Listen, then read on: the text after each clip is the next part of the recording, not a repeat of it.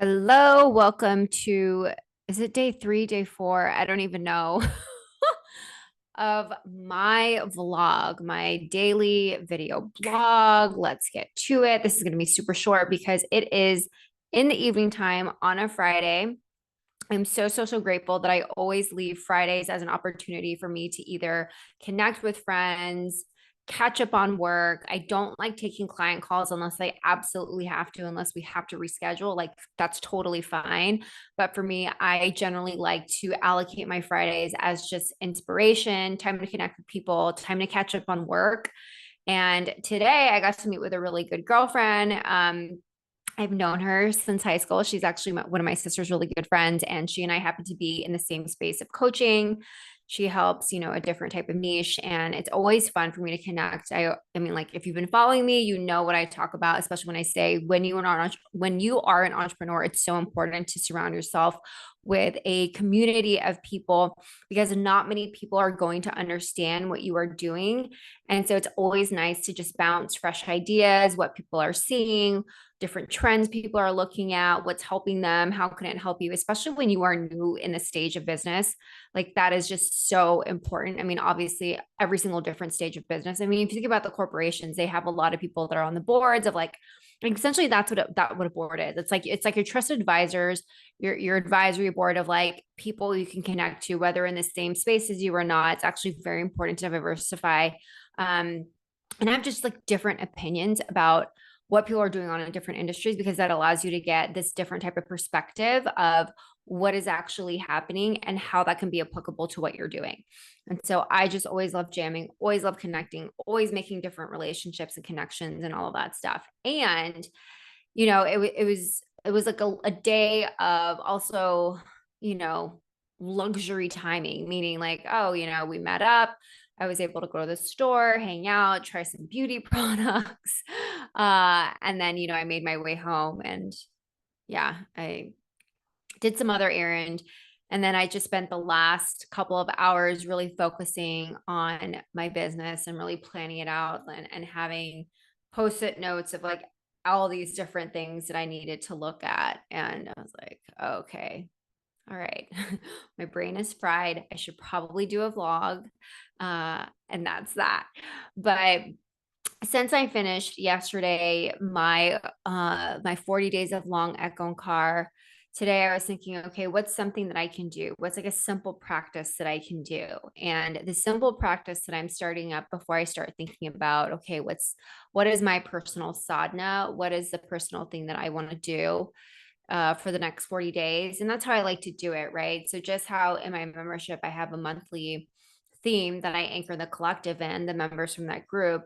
For myself, I have, what is the big challenge that's coming up for me, and what is a Kriya that I can do for the next 40 days. And that's how I've started living my life. I would say, like, for the last probably 2 years or so, or like, yeah, 1.5 to 2 years of really thinking about what is the resistance that's coming up for me, and what is a Kriya that I can use to help me move through those mental blocks. And for me, right now, I'm still trying to figure it out, but so I would call it like the Band-Aid Kriya is Sudarshan Chakra Kriya. And Sudarshan Chakra Kriya is a pranayama practice also, but what it does is really help balance the lower three chakras. I talked about in my previous vlog when I was sharing what long Ekankar does, of how it balances, or no, I think it was Sat Kriya that I talked about. And so, and it also helps you become a teacher, like really, really hone in and anchor in your voice of what it means to be a teacher, how to use your voice, all of that stuff. And so for me, it's just an easy, simple practice, 11 minutes. It's not easy. When I first started it, it was really, really difficult. And I did not like it. I did not like pranayama because the holding your breath on the exhales just like really freaked me out. And I had a really hard time, but I learned to love it, and I love it. And it's a super quick practice, and it makes me feel so fucking good. And so I'm like, all right, let me just do it today. I know it's gonna make me feel good. I know it's gonna help me bust through blocks. I know it's gonna help me move stagnant energy. And so if you're someone who really wants to like find your voice, connect to like who you are truly meant to be, like your soul essence, that is one of the ones that I suggest. I'm not going to teach you it right now. Um, just because I don't want to talk about it right now. Yeah, I have other plans to teach Kundalini, and that's just like a different vibe, different vibe. But what I do want to talk about, I'm just gonna drink some water because I'm like swallowed spit.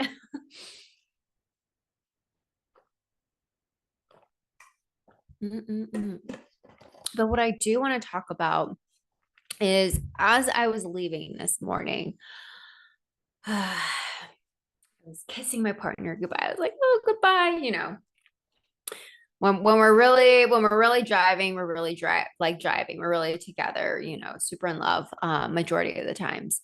And I did a short, I mean, all videos on TikTok are short, it's short form content.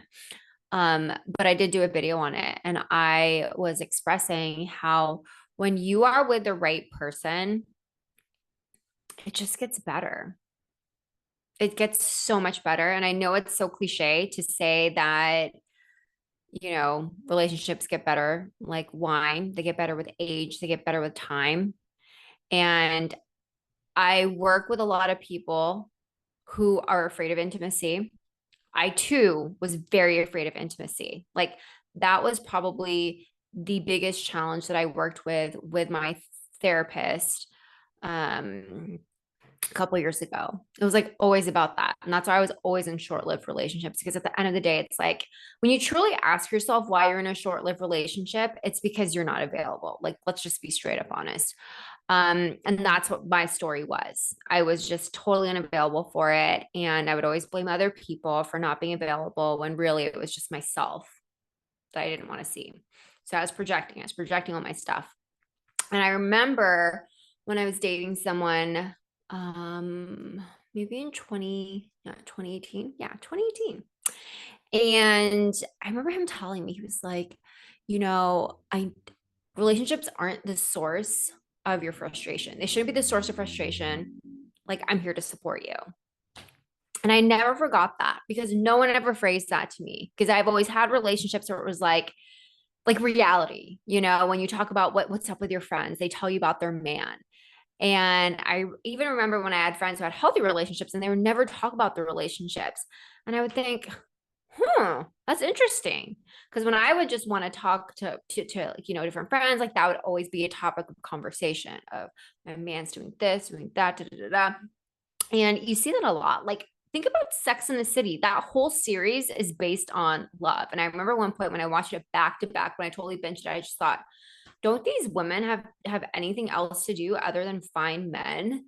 This is just really trope. And I just remember being really irritated when I watched it. But then now, as older, I'm like, oh, I get it in snippets. And I think it's super funny because it's super relatable, right? I guess it's like wherever you are on the journey, that's how things resonate with you. You can go back to it in time. And so I just remember always thinking, okay, well, wow, like my friends aren't necessarily talking about their relationships, and I wonder if they're hiding it. Like that was the first thing I thought. I wonder if they're hiding it. And then I realized at the end of the day, no, it's because they don't have any fucking problems. Or maybe they don't want to talk about it with you, right? But at the end of the day, I did ask her and she's like, oh no, we're totally fine. And some people have told me that too. Like unless I like there are two people that I always talk to if I do have problems or challenges, but normally I'm always talking about business. I'm always talking about business. That's just me. And I was leaving today and I was thinking like, yeah. And so I want to do a TikTok on it. And I said, for this is basically what I said, but relationships are not supposed to be the focal point of like your pain point. When people will say like, oh, what are your pain points? What keeps you up at night? Some people might say, like, oh, whether or not I should leave my partner, or, whether or not I should leave my job, right? Like your partner should never be the reason why you stay up at night. It should never be the biggest problem you have. Sure, everyone has their problems. We all have challenges in relationships, but I don't necessarily think that it should be your top three.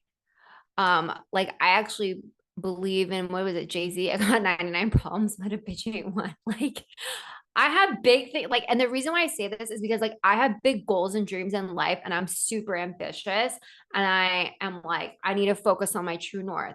And if I have like some drama that deters me away from that path, it's like, no, like, no, I don't need this drama. I'm trying to do big things with my life, and this is where I need to go. And I need you to be more of like a support, like emotional support, you know? And that's how I just constantly look at it of, okay, this is a way that I want to live my life. And so I encourage like any person, regardless of whether you identify being male, female, like whatever relationship, whatever romantic relationship you have, um, if it's causing you trouble, if it's causing you drama, if you find that that's a topic of conversation all the time with your friends, then you're not in a healthy relationship. And wouldn't you rather spend your time thinking about what do you want to do as a being with your life rather than the actual relationship you have? Like it should be a support system, right? For the things that you want to do in life. And so I just really encourage people to think about, okay, how is this person treating me? Do they make me feel good? Um, like when I think about the time wasted on fighting or someone like, okay, one of the biggest complaints that I always hear is like, my man, and I'm just saying man, okay? I have like a lot of girlfriends, okay, and they're dating men. You can fill in the blanks for how it resonates with you. Or it's like, this person is not texting me back, or this person um gets avoidant when we get too close, or this person's not doing the inner work on themselves. Like that shouldn't be your problem. Like those three should not be your problem.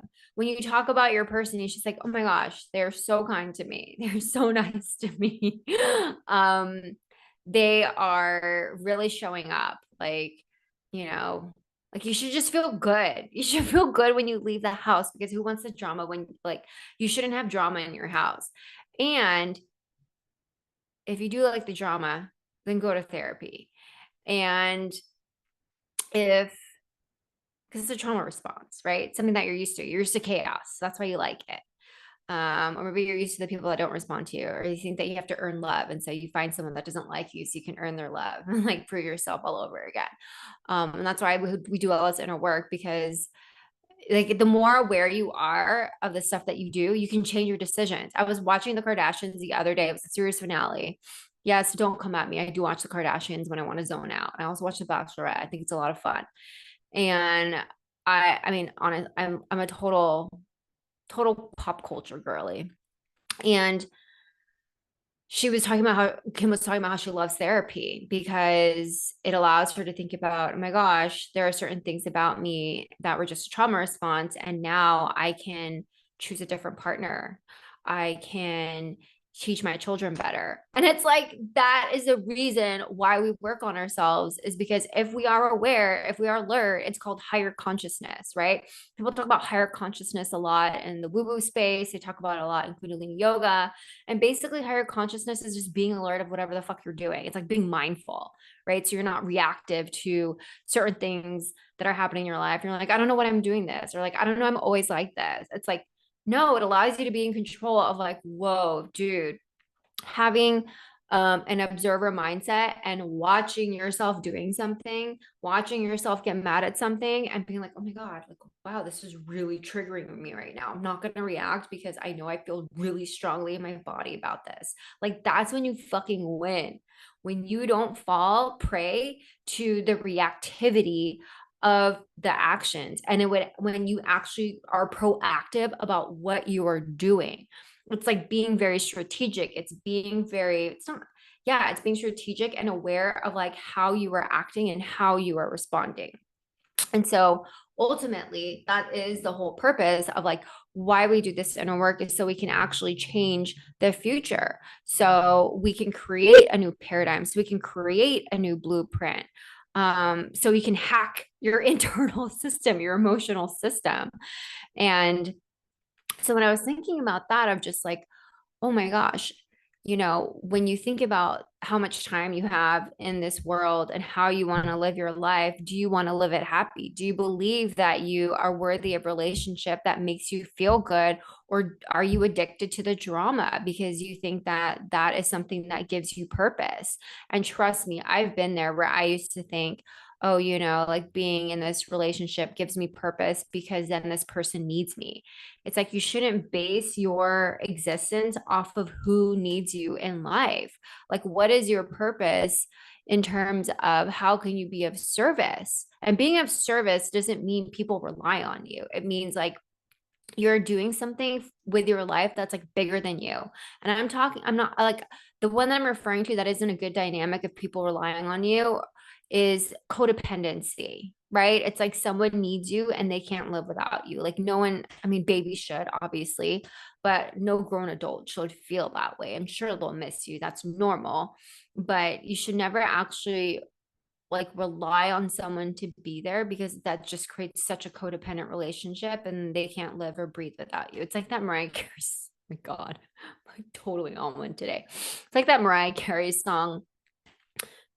Yeah, I can't live without you if living, or can't breathe without you if living is without you. Oh my gosh, that's so funny. That should be like a codependent song of that should be the theme song of all codependence. But anyway, and then today when I was just living, I just thought like, wow, I've come so far. I'm so glad that I don't have, I mean, I'll have issues every now and then, right?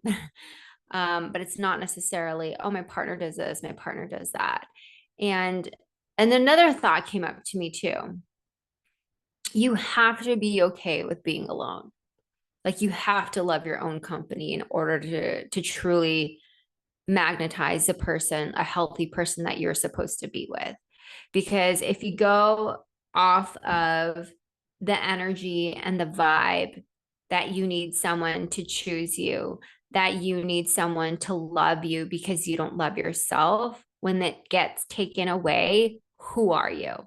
And so until you're able to walk away, like I was talking about this with a girlfriend, her and I were like, you know, if our partners don't do the inner work, we are totally fine leaving them. It's not a heartbreak, right? Like we'll be fine by ourselves and we're okay with being alone. And just like, whatever, because we love our lives, we love ourselves. And until you get to that point, honestly do not think you can have a healthy relationship. I really don't. Because you're always going to depend on that other person to validate you, to do other, like, it is truly a testament that until you can stand on your own 2 feet, until you can look yourself in the eye and say that you truly love yourself, you're always going to be attracted to people that you want to fix or they want to fix you. And you just kind of like feed each other, like feed off of each other like a parasite. Right. And I'm sorry, but it's just like life's too short to be living your life in toxic relationships. Life is too short to be pining over someone that doesn't even care about you. Life is too short over, pining over someone that hasn't got their shit together. And I just remember people would tell me this all the time because when I was dating my last partner, they like couldn't understand, or like no, it was a therapist. It was a therapist. Oh my god, we had a couples therapist, and my partner at the time, he was in his active alcohol addiction, and she said to me, she's like, and I'll never forget this. And I don't take offense to it. Back then it kind of hurt, but, because I was very fragile. And she said, along the lines of something like there was something broken about me. Not broken in the sense of like, oh my God, I can't be fixed. We're not broken, all that stuff. But like something happened in me where I wanted to choose this for my life. Because a healthy person wouldn't choose that type of lifestyle. A healthy person wouldn't choose to be with someone who is actively in their addiction, right? And I mean, I have so many hot takes on the 12-step program, Al Anon, of like when they say women should, if you choose to be with your man, you should be with your man if he's in his alcoholic addiction or like whatever. I have a lot of hot takes on that. but I mean, if you want me to talk about that, I can in a separate episode. But um, I just I I truly felt like, oof, she called me out. She called me out when she said, this isn't healthy. This dynamic isn't healthy. Like, why do you like this person? Why do you like someone that can't show up for you? Why do you like someone that isn't doing the inner work? Why do you like someone that is just isn't, interested in being in a relationship and being present? But most importantly, why do you want to be someone who can't even show up for themselves? And we all fall in love, or we all get in situationships with people of varying degrees of that, right? But realistically, honestly, truly ask yourself, why are you into that? And that's an esteem issue. That is. And so what can you do on your own to get that esteem without having to try to fix someone, or, I don't know, love someone? But it really hit deep. And so, I just really thought about that. I was like, oh my gosh, like I needed to work on my own self. I needed to work on like having a better picker. And that's why I was like in very much short-lived relationships, because then I was just like, oh, I don't want to get into it. I don't want to get into it. I don't trust myself to pick the right person, and all of that stuff. But all relationships, like people say it's complicated, but when you get down to it, when you ask the people like, who are actually happily, like when they started dating, it was never complicated. I never wondered whether or not my man liked me. If you're wondering, if you're talking to your girlfriends trying to decipher the actions of the person that you're with, no. Save your time for something else. And so that's why I'm like saying it really comes down to whether you're like freshly dating someone, whether you're, been dating someone for a long time. If you are expending a lot of your energy thinking about the relationship, then one, it's not secure because you're constantly thinking about it, wondering if they like you or not. And two, it's like you have bigger things to do. Like, fill up your time with something else that's meaningful to you, that will help you be a better person, that'll help you make the world a better place. You should not be spending your energy on this.